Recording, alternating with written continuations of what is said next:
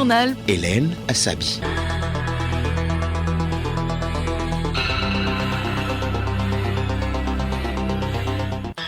Bonjour à tous, vous êtes sur la mer des radios Radio Lomé, c'est l'heure du grand journal de la mi-journée. À la une, lutte contre les inondations au Togo, une étude réalisée dans le district autonome du Grand Lomé est en cours de validation depuis ce matin, une œuvre de l'Agence nationale de la protection civile ANPC. La coopération sud-sud est célébrée ce jeudi, une occasion de mettre l'accent sur les progrès réalisés dans les différents pays. Des précisions dans ce journal. Les producteurs agricoles peuvent commencer par préparer les sols. C'est le conseil de la météo après les premières pluies mardi dernier au sud du Togo. Et puis sport football préliminaire de la Ligue des champions africaine. ASCO à l'assaut de Djoliba FC au Mali, le club malien à découvrir dans cette édition.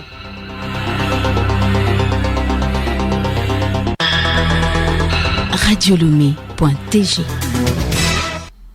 Mesdames et messieurs, une fois encore, bonjour. L'Agence nationale de la protection civile ANPC passe à une étape supérieure dans la lutte contre les inondations dans le Grand Lomé. Une étude en vue d'identifier les zones à risque, de développer des options prioritaires et de formuler des recommandations d'action pour l'atténuation est en cours de validation à Lomé. Juliette Kamdé. Le rapport sur l'atténuation des inondations dans le Grand Lomé met un accent particulier sur l'anticipation. Il a été élaboré après 14 mois de travaux. Ce rapport est l'expression d'une analyse globale de la situation. Nelson Akintola Akibore, directeur de la prévention, de la coopération et des affaires humanitaires à l'ANPC. L'étude s'est penchée sur le réseau d'assainissement existant et pourquoi à des moments donnés ne répond pas véritablement aux attentes. Ce qui va suivre également dans les réformes du gouvernement, des aménagements, des plans d'aménagement sont en cours. Un travail de fond va être fait pour pouvoir intégrer les priorités. Ensuite, il faudrait que aussi les communautés s'approprient la gestion des risques de catastrophe. Cette étude est financée par la Banque mondiale qui s'aligne sur les priorités du gouvernement togolais dans sa politique de gestion des catastrophes. Kofi Hunkbe, spécialiste en gestion des risques et catastrophes à la Banque mondiale.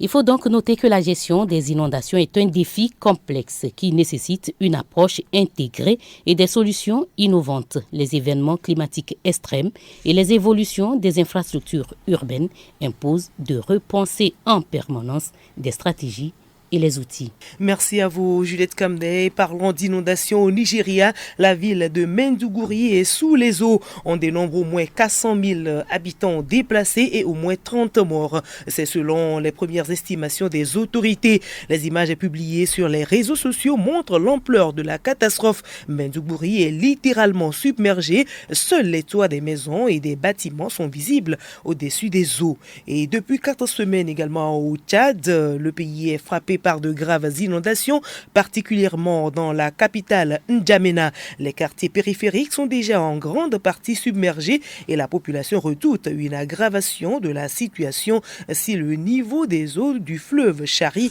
continue de monter. Il faut non seulement lutter contre les inondations, mais il faut également assainir la gestion des fonds publics dans les institutions étatiques. Telle est la vision du cadre de concertation des organes de contrôle des finances publiques et nous sommes au Togo. Les membres de ce cadre tiennent depuis ce jeudi à Lomé leur 6e réunion. Cette initiative organisée et financée par la GIZ permet aux acteurs économiques de partager leur expérience. Biova Bongo, Hervé Sigonou. La 6e réunion du cadre de concertation rassemble dans la capitale plusieurs corps de contrôle des finances publiques dont la Cour des comptes, le Trésor public et la Raplucia. Les travaux de cette réunion portent essentiellement sur l'adoption des plans d'action de l'année 2025-2026 et d'eau comme l'avis, inspecteur vérificateur au Trésor public. On va quand même au-delà de ce qui se fait au Trésor.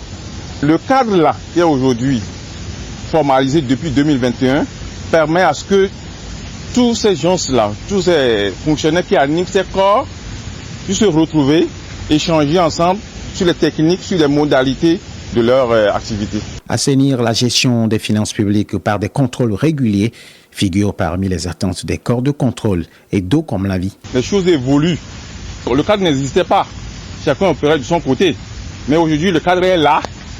Des précisions sont apportées. En termes d'efficacité, ça permet à ce que les gens qui sont contrôlés, les comptables publics qui sont contrôlés, bien des gens qui gèrent des finances publiques qui sont contrôlés, ils sont maintenant informés que les corps de contrôle redoublent maintenant leurs activités. Les activités sont très étendues et puis les audités ou bien les gens qui gèrent les finances publiques sont régulièrement contrôlés. Cette 6e réunion est une organisation de la GIZ. Le journal Hélène Assabi. À l'étranger, au Sénégal, une dissolution de l'Assemblée nationale pourrait intervenir d'ici peu. Depuis son arrivée au pouvoir il y a 5 mois, le président Bassirou Diomaye Faye doit donc composer avec une chambre acquise à l'opposition. Mais à partir d'aujourd'hui, il est en droit d'appeler à des législatives anticipées. Les patriotes africains du Sénégal pour le travail, l'éthique et la fraternité, PASTEF, le parti du président, n'a en effet que 23 députés sur 165 au Parlement. Guinée-Bissau, le président Umaru Sissoko Embalo ne briguera pas de nouveau mandat. Il a annoncé hier à l'issue du Conseil des ministres.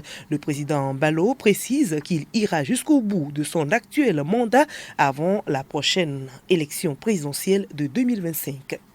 La justice malienne a ordonné la mise en liberté sous contrôle judiciaire des 11 cadres politiques arrêtés le 20 juin dernier. Ils étaient réunis dans un domicile privé alors que les activités politiques des partis et associations étaient officiellement suspendues dans le pays.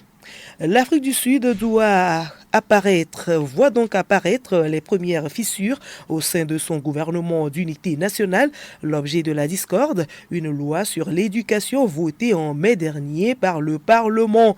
Une loi que le président Cyril Ramaphosa s'apprête à signer demain vendredi. L'Alliance démocratique de centre droit et son leader, l'actuel ministre de l'Agriculture, ont redit hier leur opposition à ce test, ce qui menace désormais la stabilité du pays. Et sur le plan santé, la lutte contre le mpox se poursuit. La République démocratique du Congo lancera sa campagne de vaccination contre la variole du singe le 2 octobre prochain. Depuis le début de l'année, le pays a signalé plus de 4900 cas confirmés de variole et plus de 620 décès selon les derniers chiffres des centres africains de contrôle et de prévention des maladies. Écoutez Radio Lomé et vous avez tout le Togo dans votre maison. Et je vous l'annonçais tantôt en titre, ce 12 septembre marque la journée des Nations Unies pour la coopération Sud-Sud. C'est l'occasion de célébrer les progrès économiques, sociaux et politiques réalisés ces dernières années par les régions et les pays du Sud. Je suis dans ce studio rose avec Abiré Lemou. Abiré, bonjour. Bonjour Hélène et bonjour aux auditeurs.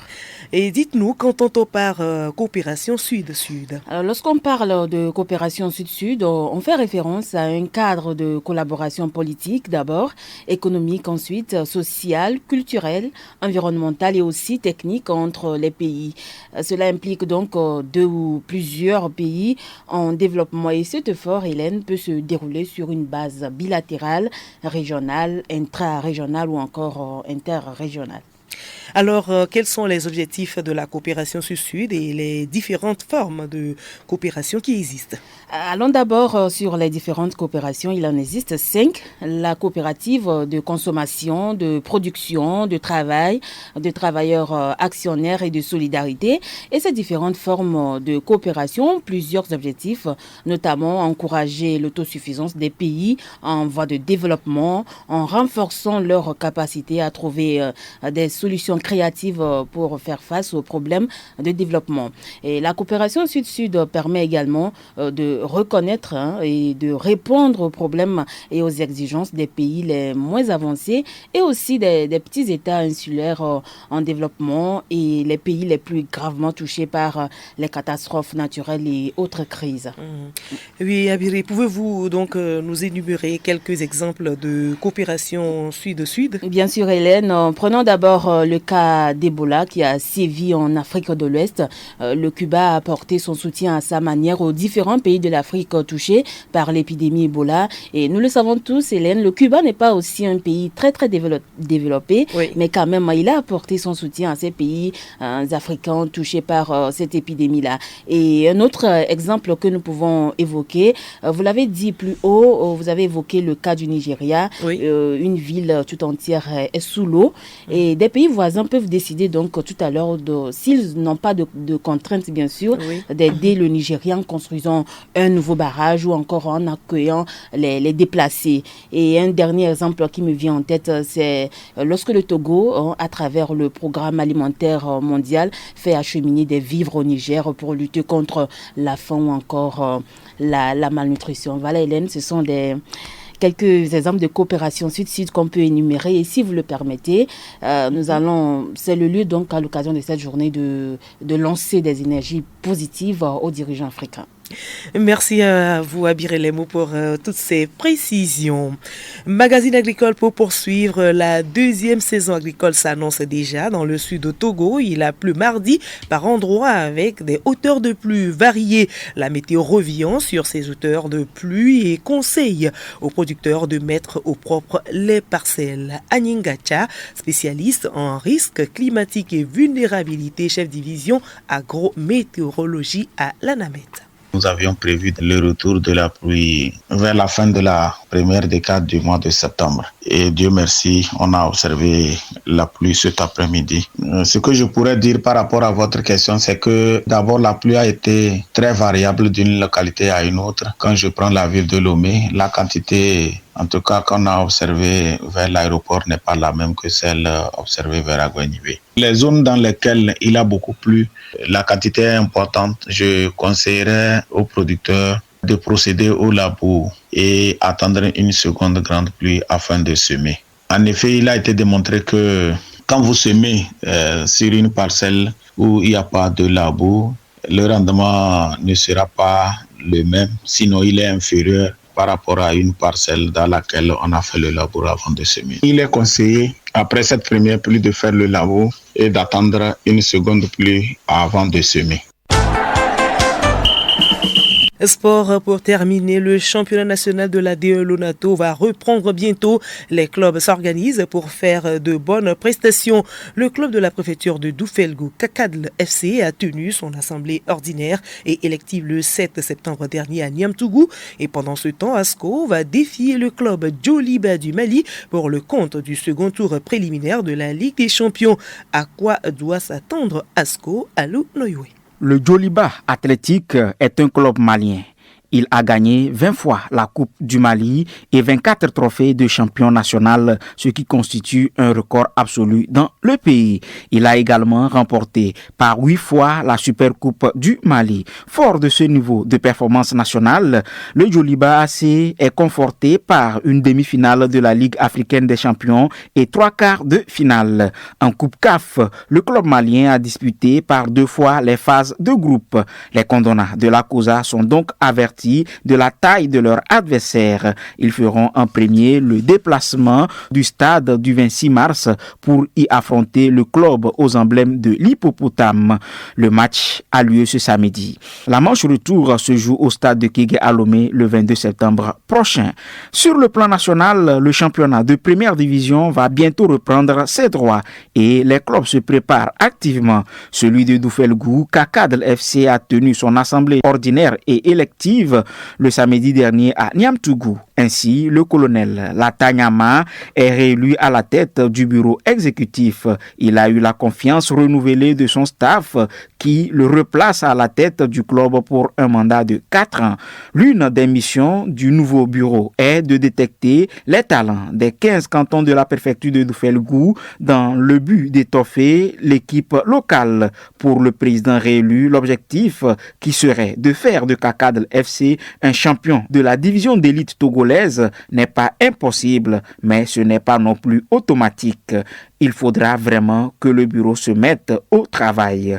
Écho d'un international pour finir. Nathalie Badaté, l'ancienne joueuse du club des Amis du Monde, devenue aujourd'hui AS OTR, pose ses valises en 3e division française féminine au CDFC Chassieux-Dessines. Après un petit crochet en Suisse, l'internationale togolaise revient en France, un championnat qu'elle connaît déjà pour avoir évolué à Isère-Allier Auvergne.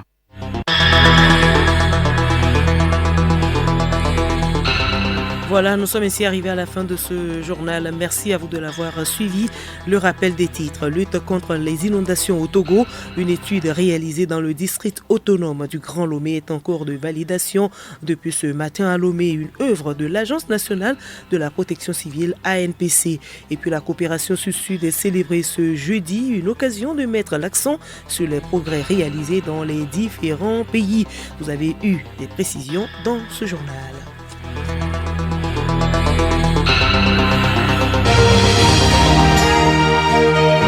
Radio Lomé, boîte postale 434, email radiolomé@radiolomé.com.